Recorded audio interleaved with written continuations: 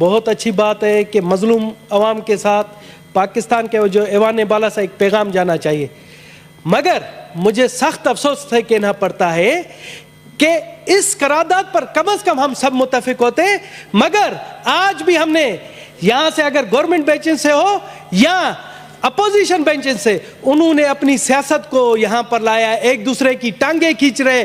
आज ये होना चाहिए था कि तमाम चीज़ें भुलाकर सिर्फ जो फ़लस्तीन के हवाले से बातें करते, मगर अफसोस की बात है, मैं समझता हूँ मेरे मुसलमान भाइयों, पहले आपस में तो मुत्तहद हो जाओ, जाकर फिर फ़लस्तीन की बात करना। आप लोग तो इधर ही एक दूसरे की टांगे खींच रहे हो, एक दूसरे के ऊपर इल्जामात लगा रहे हो, वो उस पर इल्जामात लगा रहे हैं, इन पर इल्जामात लगा रहे हैं। किसी बात पर तो मुत्तफिक हो जाओ।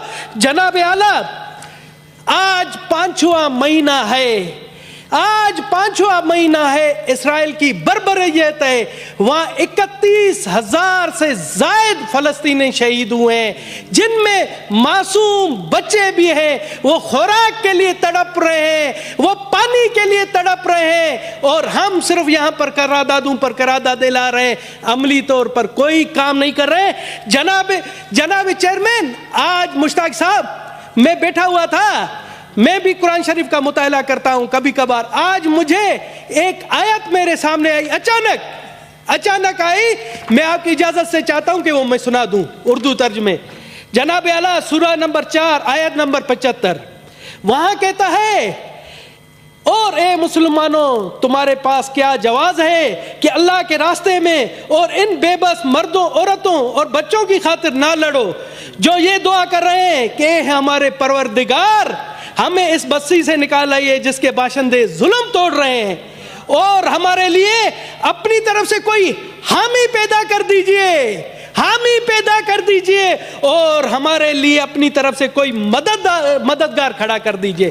सर, गैर मुस्लिम होकर मुझे जब यह आयत आती है, मुझे शर्म आ रही है कि हम यहाँ पर सिर्फ करारदादे एयर कंडीशन माहौल में, गर्म माहौल में बैठकर कर रहे हैं, कुछ अमली तौर पर कोई काम नहीं कर रहे।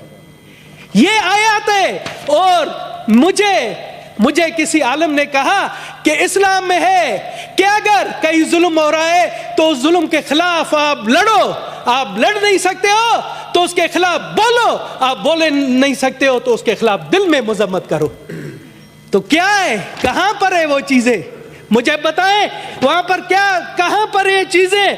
सर, वहां पर मुसलमान नहीं मर रहे हैं, वहां पर मुसलमान शहीद नहीं हो रहा है, ये इंसानियत का कत्ल हो रहा है।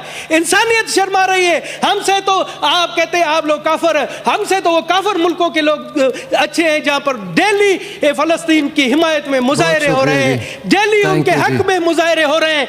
जनाब आलम, मैं आपको, सर हमें मुझे दे, मैं पाकिस्तान की 1 करोड़ अक़लियती अवाम की तरफ से अपने फलस्तीनी भाइयों के साथ हूं, और हमें फख्र है, मुझे फख्र है, मेरे खानदान को फख्र है कि हमने जुल्म के खिलाफ अहले बैत की भी मदद की थी। अहले बैत हमारे यहाँ पाकिस्तान में मेहमान थे और उन पर जुल्म हुआ, उनके साथ हम मिलकर लड़े।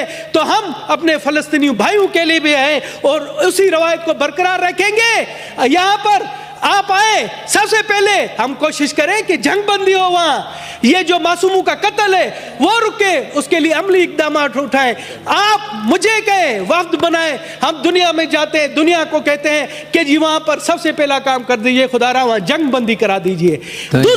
दूसरी तजवीज़ है कि वहां फलस्तीन के अवाम को, पाकिस्तान के वहां से 4 जहाज तो गए, मगर मैं कहता हूं कि इस ऐवान बाला से भी एक इमदादी जहाज जाना चाहिए, चाहे वो 20 करोड़ का हो। सबसे पहले धनेश कुमार ऐलान करता है आप फंड कायम करें, इस ऐवान से 20 करोड़ का सबसे पहले 1 करोड़ रुपए का ऐलान मैं करता हूं, मैं आपके फंड में देता हूं, आप करें, हया शर्म करें, आए और फंड का ऐलान करें। धनेश ने अगर 1 करोड़ नहीं दिया, मुझ पर लानत 1000 बार। आप 20 करोड़ रुपए का करें, आप करें, इधर से हम जाएंगे और इमदाद अपने फलस्तीनी भाइयों को पहुंचाएंगे, अद्वियात पहुंचाएंगे, उनके लिए पानी राशन पहुंचाएंगे। आप करें, ऐलान करें, अगर मैंने नहीं दिया मुझ पर लानत। थैंक यू जी, थैंक यू जी।